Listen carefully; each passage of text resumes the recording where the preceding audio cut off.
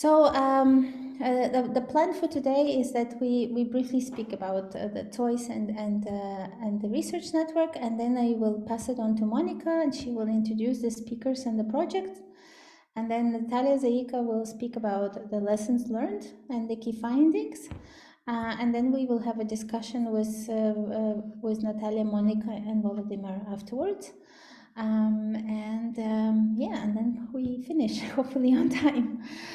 So I want to use this opportunity to and ask Gwendolyn, who is the director of our center, to say just a couple of words, because she's sort of gave birth to this project. And Gwendolyn, could you please tell us a little bit how this project was born in your head and in the center, and why we are doing this?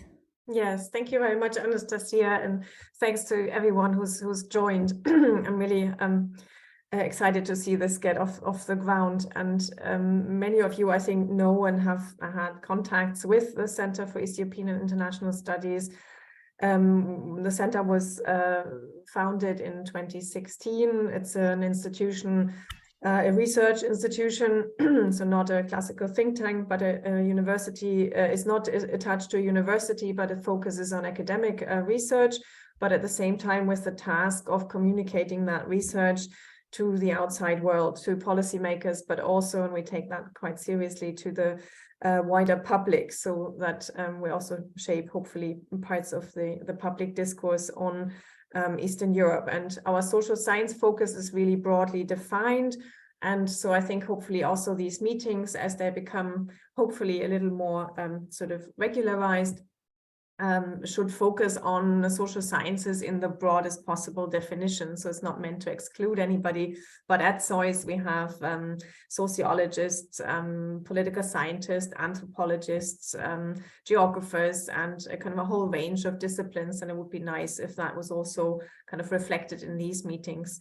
And since the start, we have done a fair bit of work on Ukraine, and on that we are building now, and we also have institutional and personal networks. And of course, we need to, in the current circumstances, increase this, build on this. One element of that is that we raised some money for this UNET, the Ukraine Research Network at ZOiS. It revolves around 5 fellowships per year for the next 4 years. But then the idea is also to create something of a platform for all of us that might be useful to regularly exchange work in progress. And my sense was that there's a lot happening all over the place. There's a lot of very active Ukrainian scholars, also non-Ukrainian scholars working on Ukraine, working on aspects of the war, but also other issues. But my sense is that we don't yet have maybe enough meeting places to actually discuss the substance of this research. And maybe I'm not alone in this feeling that we've all been running, and some obviously more than others. And I know that I speak from a very sort of a privileged and calm context, but that nevertheless the sense that there isn't enough space for the substantive discussions, and also an open exchange about problems we face with the research, be it how to actually carry out the research, ethical considerations, and so on. Maybe also some comparative dimensions are sometimes missing. Maybe we need to sometimes look beyond Ukraine to understand contexts of war or reconstruction, elements like that. So the hope is really, without any super clear ideas, that maybe with this group, and maybe it can grow flexibly, anybody who wants to join for individual sessions, maybe for more regular participation, is welcome. And anybody sort of now on the call, please let us know if you want to regularly hear about these things, or if you just want to find out about what's happening through the ZOiS website and other channels, and join occasionally. But it's really, the hope is that it becomes an online meeting place, and occasionally we will also have live meetings or discussions at ZOiS. That is obviously more relevant for those who are in or around Berlin, but the main thing here is that it happens online. And so I don't want to say much more than that, Anastasiya, but just I'm happy to see so many already. So we were obviously not alone in thinking that we need to share thoughts and pool resources and interests, and maybe new cooperations come out of that, or at least feedback for individual research is already, I think, something important we can gain from this. Yeah, thank you very much, Gwendolyn. And I'm gonna send you more information about this over email about the fellowship and also other ways to collaborate with us. And now I want to pass the floor to Monika. Monika, please tell us more about how you decided to study this topic, and why is this your team, and how it all happened. Yeah, so we tried the presentation before, and now somehow it doesn't want to collaborate. So 1 second, as usual. Okay, so now it seems to be working. Yeah. Okay, so here we are. Full screen, finally. Okay, so you should all be seeing my screen. Am I correct? Can you see my presentation? Yes. Yes. No? Okay, thank you. So, okay, so behavioral scientists for Ukraine. So this is our team, Volodymyr Vakhitov, that's me, Monika Pompeo, Natalia, Zaika. So Volodymyr Vakhitov is the director of the Institute for Behavioral Studies at the American University of Kyiv in Kyiv. Natalia is the manager of said institute, and I'm a postdoc in behavioral economics at the New York University, Abu Dhabi. And our network is made of other members, among others, there is Roman Sheremeta, Matthias Weber, Seonko Martinez, and others. So talking about a bit of our history, so as Anastasiya was mentioning, so we started in May 2022, so after the full-fledged invasion, with the objective of promoting the use of behavioral scientists in Ukraine to start research projects. As you were saying before, so the idea behind the network was something similar to what was said, Gwendolyn was saying earlier. So, so this idea of having people, sharing resources and knowledge in one place. So this is how it started, with this idea. And then we began with 3 topics. So we had evacuation messages, propaganda, and charitable giving. So we kind of established during this meeting that this is the 3, let's say, main topics in which we would somehow engage and find, some interesting research about that. And particularly the evacuation messages was brought up by Volodymyr. I still remember that. So Volodymyr was really interested in the topic by himself because he had some experience when it comes to evacuation messages. And so this is how it all started. So from experience, from intuition, as every, I would say, good research idea. So during the way, we also had some failures. So we started with these 3 topics, as I was telling you, and then after some times, we abandoned the propaganda and charitable giving topics because we could not come up with useful ideas. So we had met several times, and we wouldn't really come up with anything concrete. So we were getting more meetings, meeting every 2 weeks, but just, the ideas were not there. And another kind of failure is that basically we have a list of people who wanted to participate and join. We had like 40 emails and names of people that would like to get involved, but we ended up not getting them involved because we didn't know how. So we wanted to share also the failures about that. So, however, despite having these failures, I feel that there is still purpose for us, because what Natalia is going to present, so this research on evacuation messages actually has flourished. So it came to both a survey and an experiment. When it comes to the evacuation messages, we look into how can we improve evacuation messages using behavioral sciences, and which type of evacuation messages work best. So this is kind of the first two topics which we're going to talk about during today's presentation. And then we kind of evolved in our own direction. when it comes to corruption. So for instance, can we use job ads to select less corrupt individuals in the public sector? How can we change social norms when it comes to whistleblowing in the public sector? And then we have started some project on mental health, and we looked into how can we effectively reduce stigma towards mental health services. So those are this corruption and mental health plus immigration. Now a longitudinal study are a work in progress. But so we are, I have the feeling that we are slowly and steadily getting somewhere. So, but what I wanted to do is, something that has already been mentioned is to have, if you have any research ideas related to behavioral sciences focusing on Ukraine, feel free to contact us, either of course through ZOiS or, individually. We will be happy to give some feedback or advice, and if necessary, provide some context. There is a slim chance we might get involved because we're trying to start a lot of things already. And finally, we welcome ideas on how to restructure the network and perhaps, find a more useful way for all these contexts that we have had before. So this is our emails, and just, thank you so much for your attention. That's all I wanted to say. Thank you, Monika. And should we move to Natalia now? Natalia? Sorry, just a moment.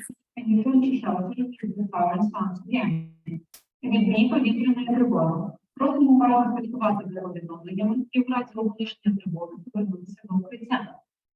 Air siren on wheel. Please keep an eye on 1 moment.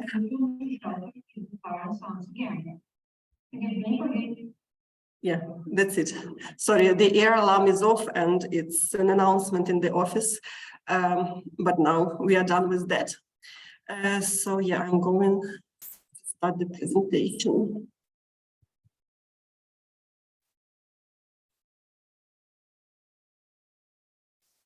Okay, I hope you see my screen. So I was already introduced and the study was introduced. I work at Institute for Behavioral Studies at American University Kyiv, and I'm also a part of the team who is studying the evacuation behavior during wartime in Ukraine. Here is 6 of us, actually, who is doing this research. So how we came to this idea and what was the challenge? It was pretty much obvious, of course, when the invasion started. Millions of people were in a very dangerous situation with the real threat to their lives.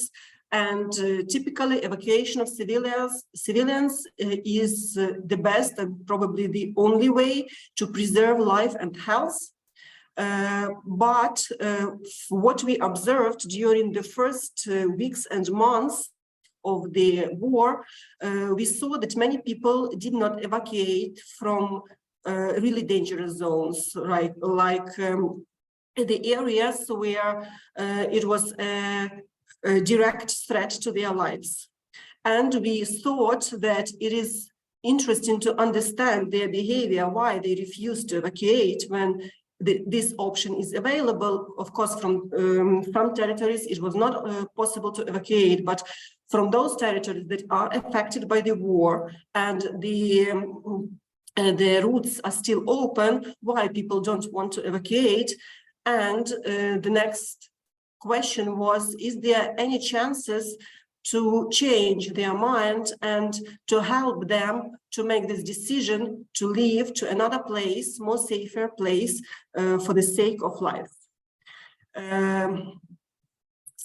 We had 2 focuses.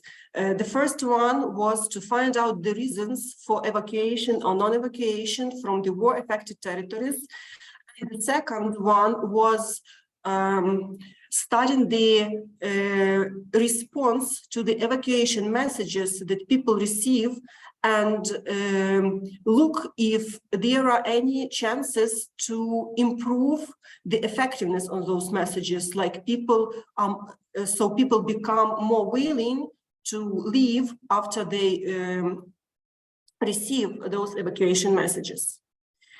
Of course, like all of us from the academia, what we do, we look at the literature first of all, And what we find out that there is almost 50 years of the literature about evacuation, but most of it focuses on natural disasters, so evacuation from natural disasters. It helped us, but we understood that there are differences when we come to the wartime. And the literature from natural disasters suggests that there are some demographic factors that influence the decision to evacuate, like women are more willing, families with children are more willing to evacuate, more rich people are more willing to evacuate, people with pets are less willing to evacuate, and some other factors. Another set of studying of the evacuation studied the response to warning alerts. So how people respond to those messages that they need to evacuate. And when it comes to natural disaster, it usually looks like the local or central government issue an alert that, okay, the hurricane is approaching, please leave your homes and evacuate yourself and your families, and then you will be able to come back when the hurricane will end. Depending on how often people hear those messages and the text of the messages itself or the pictures they followed by, the response is different, and you can increase the share of people who are willing to evacuate as a response to these warning alerts. And the very recent research on evacuation from natural disasters suggests that risk perception is the key point that influences the decision to leave or to stay. Like if I feel that the risk is high, the risk that the hurricane will come, for example, or that it will be severe enough, I'm going to leave. If for some reasons I perceive the risk as low, I will stay. When we came to the literature on wartime evacuation, there is very few, like 1, 2, 3, 5, I don't know, papers on the evacuation from wartime. Some very recent is from Israel cases. There is some literature on evacuation during the World War II, but it is less interesting for us today because this is a very different case, a very different time. So we had some papers from Israel, but they all had problems with typically small samples, like 100 or 300 people, and selection bias. In many cases, they managed to survey like only students or only workers of some plant or some other small groups that definitely do not represent the whole population from at least some areas, not telling about the whole country.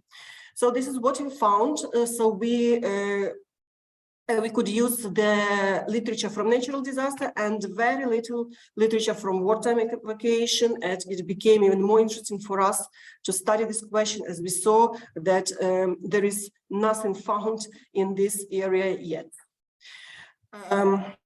We decided that we need some data, of course, and there was no data about evacuation behavior. So what we did a survey in July 2022. The Gradus company did this for us. There were 200 respondents, 18 plus, in 9 regions, 9 oblasts of Ukraine plus Kyiv city. So we chose those regions that were directly affected by the war, like they were under occupation, for example, on the north of Ukraine, or they are the oblasts that are at the front line, like the front line is just there. We had respondents only from the cities of 50K plus inhabitants, because this is what the Gradus company can reach to. They have this panel of the people from these cities. The survey had the block of demographic characteristic, pretty standard. Then we asked people whether they evacuated after the invasion or not. And for those who evacuated or evacuated their families and returned, we asked what risks, what problem did they help, who helped them during the evacuation, who made the decision, for example, themselves or their husband or wife or some other people or together, what problems were there on their way, and if they already returned to their home or not. For those who decided to stay and never evacuated from their cities, we had a pretty similar block of questions, but they were formulated getting in mind that they stayed in their homes, but what risks and problems were in the city where they stayed, who helped them, and did they ever consider leaving? And the final part of the survey was an experiment. We had 10 different messages about evacuation. And asked people, imagine that the people in your city receive this message that you have to evacuate because of the severe situation. How do you think, how many people will evacuate, will follow this message? I will tell about the experiment in more details during my presentation. So this is the setup of our survey. What did we find when we looked at the data? First, about some regional and time dimensions. From those 10 regions that we studied, 37% evacuated or evacuated their families. Others stayed in their homes. The most regions where the largest share of population evacuated, from 48 to 56%, are Kyiv and Kyiv Oblast, Chernihiv, Mykolaiv and Kharkiv Oblasts. It is interesting that most people evacuated very early, like almost 23% of those who evacuated did that in the first 2 days. And half of all people evacuated within the first 2 weeks. Just to remind, we had this survey in July, so it was around 6 months after the invasion. So half the people evacuated during the first weeks, and another half evacuated during the next 5.5 months. So in some sense, it was very spontaneous and very quick decisions for most people, and they were not very well prepared for that evacuation, of course. Among those who left, 29% left or moved within their region, within their oblast. 58% moved within Ukraine, but to another region, and 20% went abroad, mostly Poland and Germany. Probably they moved somewhere else after that, but that was their first destination place. Some demographic characteristics that influenced the decision to move or to stay, pretty much what we expected, that women, married people and families with children were more likely to evacuate. Older people evacuate less willingly. The older the person, the less share of population evacuated. The larger the family, the less likely they were to evacuate. The more educated people evacuated more. And those who did not have relatives in the same city where they lived before the invasion were less likely to go. We go to the financial status of people. Those who are with higher income evacuated earlier and more often. Almost 80% of poorest people, of the poorest category, stayed in their cities. We saw in all our regressions that the car is the very good predictor of evacuation behavior. Most people, it is always statistically significant in all our regressions. So the families who had cars, they evacuated much more than those who didn't. And almost 60% of car owners took someone from outside their households with them during the evacuation. Then we asked people what influenced their decision to leave, those who left, how important this was for them. And 40% said that the opportunity to use the evacuation train or bus was an important for them to decide to leave their city. 3% also said that it was an important factor for them that they had a chance to live with someone on a personal transport. And for almost half of the sample, the availability of evacuation corridors was important to make this decision to go. But the most important, almost 80%, was the housing, the availability of housing. So they were offered some place to live somewhere outside their city, and that's what helped them to decide to leave their home.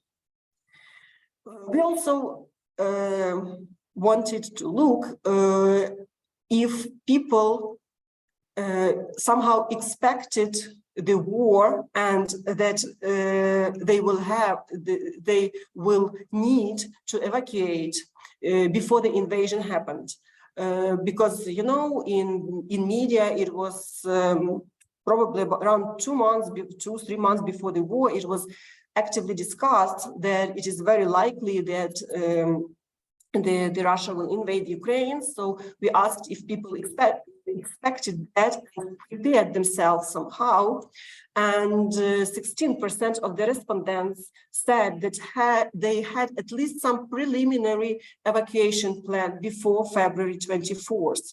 Others didn't. It is interesting that out of those who had those preliminary plans, 2/3 of them left. So this is much more than general in the population, because those who did not have this plan, 2/3 stayed in their homes. So the availability of this preliminary plan, or maybe this, some mental readiness that it could happen, helped people to make the decision. We also asked if people were already IDPs before this full-scale invasion, because as you know, the war started in 2014, and many people in Ukraine already changed their residence place after the war started. So those who already were IDPs at the moment of the invasion were more likely to leave their homes again. 40% of IDPs moved to another place. We also asked if people witnessed some military actions before they left. So we tried to check if witnessing something related to the war itself, to the militaries, affect the decision. And we saw that indeed more respondents witnessed military actions among those who left, but when we check it in our regressions, we didn't see that this is really some important factor for the decision to leave. We, as I said, the literature on natural disasters suggests that risk perception is one of the key factors that influence the evacuation decision. And of course, as we are, first of all, from behavioral studies, this is risk perception is one of the key issues that behavioral economics studies. We tried to check this hypothesis that risk perception influence the evacuation decision. So for those who left, we asked, did you agree or disagree with this statement? If I stayed in the city, I would, and I will show you this 6 possible risks. It is a risk that I would be killed, or some illegal actions could happen to me, or I will be out of food, out of electricity, water, gas. The city could be occupied, or my house could be destroyed and I will be injured somehow or killed as a result. For those who for those who left, we formulated that in a way like, if you stayed, this could happen to me, if people agree or disagree with that. And for those who stayed, we said, you stayed in the city, do you think that it was a possibility that you could be killed, and all other questions. So 6 different risks we asked people to evaluate. Here is the density of answers. We split all respondents into 5 groups. Those who evacuated and returned, who evacuated and did not return yet at the moment of survey, those who evacuated families and got back themselves, those who did not evacuate but consider at some point of time they thought about evacuation but never did it, and the group who did not evacuate never considered leaving their homes. So 5 groups. We were interested in how often people, how many people choose like no of the 6 risks or all 5 risks. So as we see, those who evacuated and did not return yet, out of them, there are the largest number of people who choose all 6 risks as very possible. And what we saw from these graphs, what we noticed is that the density in these 2 groups, who evacuated and returned, those who did not evacuate and never considered, are similar as well. And in these 2 groups, those who evacuated and did not return, those who did not evacuate but consider leaving. So we then, when we saw that, we went to the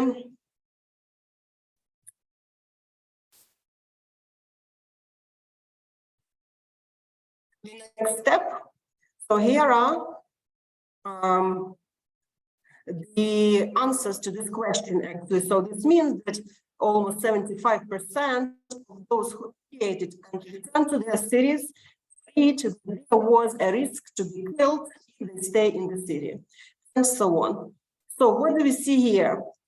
That the mean, so the average risk, the average risk perception in the group of those who evacuated and returned, who did not evacuate and never considered, didn't want that, are very similar between these 2 groups.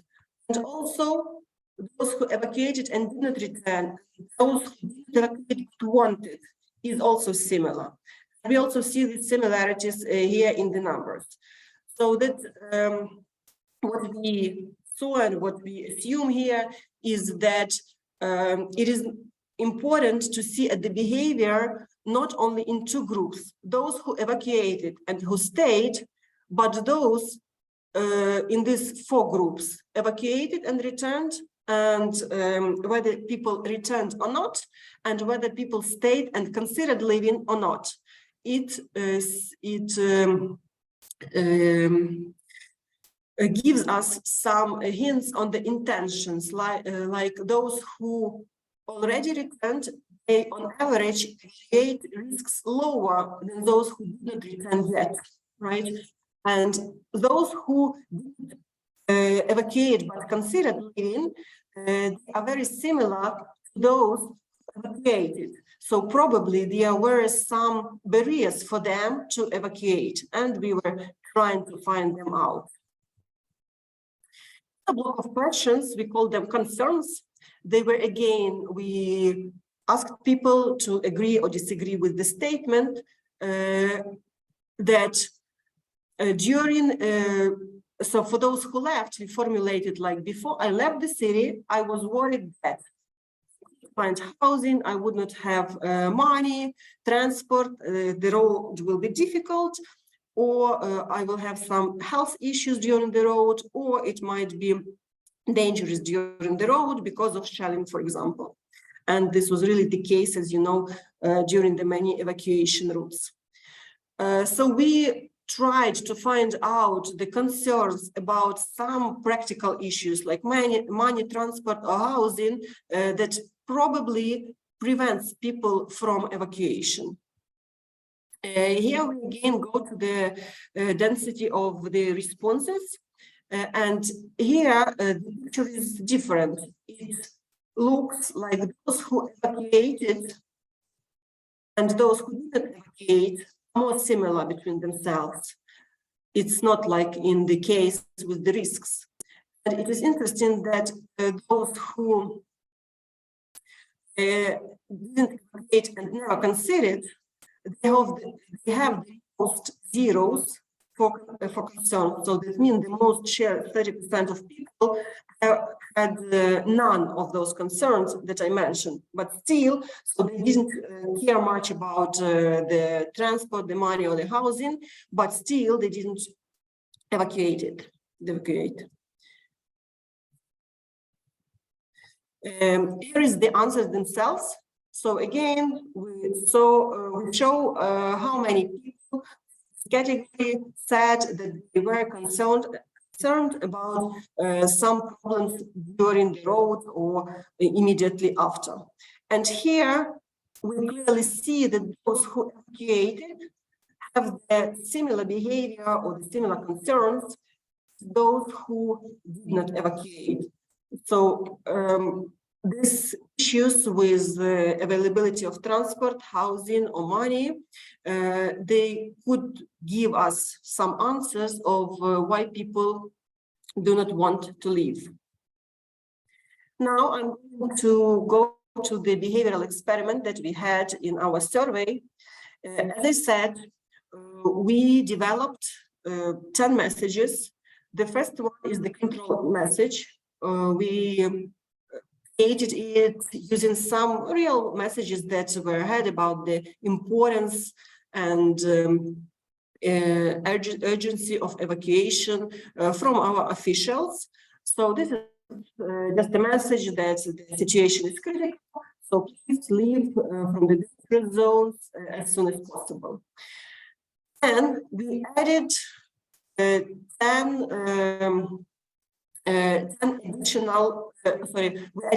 additional components. And, as a result, we had 4 additional messages.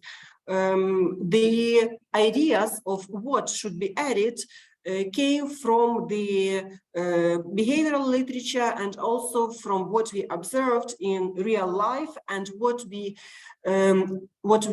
insights that we received from the interviews that we had before we did the survey. So the first one, we called it loss of lives, like create to save lives. And the second one is, the second frame is about death. So if you do not evacuate, you will die. So don't self at the risk. The third one is about if you don't evacuate, you will be running out of water, gas, and electricity. So don't do that. And the last one, evacuate to save the city's limited resources for the military and allow them to do their jobs better. So we got those 5 messages, different messages about, like, you know, different motivations to leave, like why do you have to leave your city? Then we add what we call plan or some practical information to each of these message. The practical information means like, please evacuate, but we give the details. The buses will be waiting for you at that point. You can sign up at that phone number. You will be provided with accommodation and medical assistance and so on. So as a result, we got 10 messages, 5 without plan, and the same with these couple of sentences that we called plan. And each respondent got only 1 message. He or she was randomly assigned to that message, and he was asked, so if you need to convince the residents of your city to evacuate because of the danger, and see this message. How do you think how effective it would be from scale from 0 to 10? Like 0 is not effective at all, so no one would leave after seeing this message, or 10, it is very efficient, like everyone will go. Here are the results. So here are the average grade for the messages without a plan, like here are control, loss of life, gain of life, and so on. And this group of messages is the same messages with a plan. So as you see, on average, message with a plan was evaluated higher than a message without a plan. And the regression coefficients really show us that there is no difference between the messages itself. Like there is no difference in the motivation why you have to leave, because to save life or not to die or not to leave, not to be without food or medicine or something. It doesn't matter the motivation, but only adding a plan makes a difference. People are more willing to respond to this message. So it means are more willing to evacuate from the city. This is basically I discussed just now. So the messages without a plan, on average, have got about 6.5 points, and with a plan around 7.25 points. And what we also looked at is the difference between how males and females perceive the messages. And as we see, the females on average evaluate the messages higher. So we assume they are more likely to evacuate as a result of these messages. For women, adding a message makes a bigger difference than for males. For males, there is almost no difference, but for females, when they see the plan, they are more responsive to this message. And also, we looked at whether having your own preliminary plan, remember I told that we asked if people were expecting the invasion and had their own preliminary evacuation plan. So those who had their own plan, they are more responsive to this authority, let's say, plan, and they are evaluated higher. So again, we assume that means that they are more willing to evacuate as a result of this message. And it is interesting that the difference between messages with plan and without plan is almost zero. Those who have their own plans, but this provided authorities plan is important for those who did not have their own plan. Again, we discussed that females are more responsive, and preliminary evacuation plan gives the higher evaluation for the evacuation messages. We published a working paper based on this experiment. I assume you will somehow have this presentation, if I'm right, Nastya, and you can see the working paper here. Okay, so what we are going to do next? From what we saw in this survey, there were very many questions. I didn't touch all aspects, but one of what we asked is the native language language that people used in their everyday life before the invasion and after the invasion. So also, yes, I will end the presentation and put the link in the chat. So we have questions about languages and change of the language, and about religion, and we saw that the people whose main language was Ukrainian were more likely to evacuate, and we also saw some about something about religion. I don't want to stop on that right now because we don't have a good data for that really, but that gave us a push for the next stage. So what we are going to do, we want to make another survey and look at more, let's say, cultural background or identity of people. So how their language, religions, some view on some historical events, whether they have relatives in Russia or some many other like aspects of cultural dimensions affected their behavior during the war. We will have the qualitative stage, like in-depth interviews first, and then quantitative stage again, based on what we found in the interviews. That's what we are going to do. And if you have any feedback of what I have just said, you are more than welcome. And of course, if you have some suggestions of what other aspects could be done in terms of evacuation behavior, what other patterns could be studied, or maybe you already have your findings about that. Our team will be happy if you share that. So that's all about my presentation. You're welcome to give your questions or feedback or reactions. And I would like to invite my colleagues, Volodymyr and Monika, to join me in this discussion and questions. Thanks a lot. And I will put a link to the working paper in the chat right now. Great, thank you so much, Natalia. I pinned Volodya and Monika to be able to respond to questions.